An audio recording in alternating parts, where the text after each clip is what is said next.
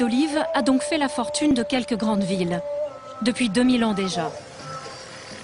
El Jem par exemple, une ville édifiée aux portes du Sahel.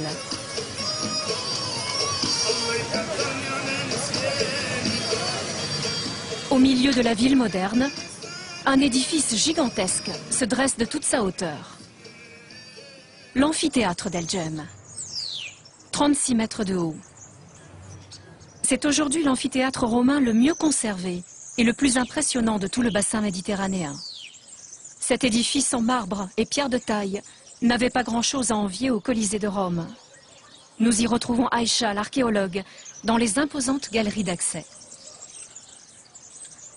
Là, vous pouvez voir, enfin, bien que cette partie soit la moins bien conservée, mais en regardant ici, vous avez un peu une idée de ce que ça pouvait être, de la hauteur et puis des étages dans cet amphithéâtre.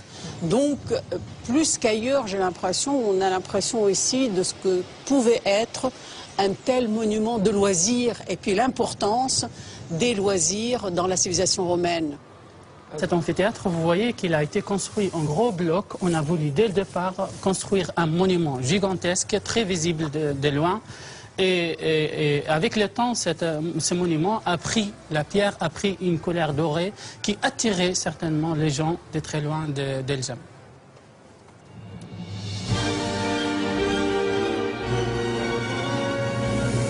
À l'époque romaine, cet amphithéâtre pouvait accueillir près de 20 000 spectateurs. Un témoin monumental de la prospérité d'El Jem, enrichi par le commerce de l'huile d'olive.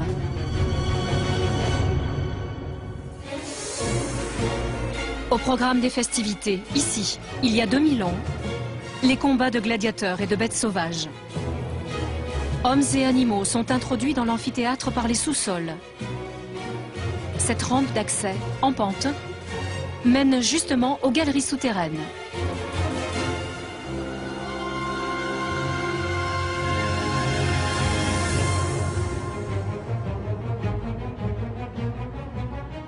Ces galeries existent toujours, dans un état de conservation exceptionnel.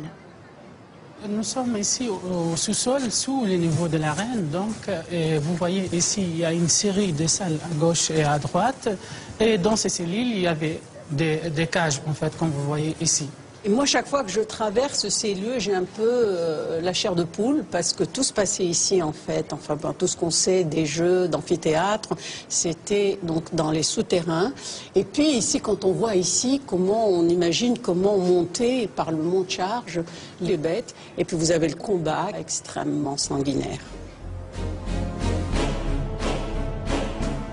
Ce sont les esclaves qui gardent ces lieux et qui s'occupent des fauves. Des fauves en cage, logés dans ces niches, avant d'être hissés jusqu'au milieu de l'arène, au moyen de cordages et de poulies.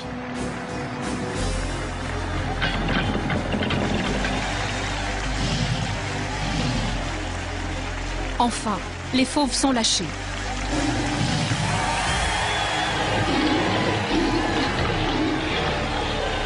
Ces spectacles violents qui opposent hommes et animaux ont aussi inspiré de nombreuses mosaïques.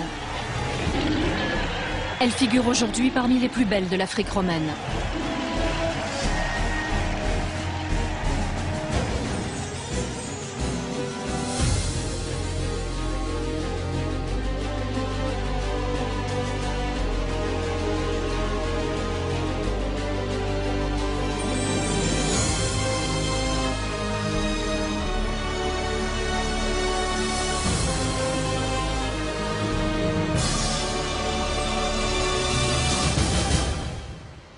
El Jem a donc fait fortune aux portes du désert.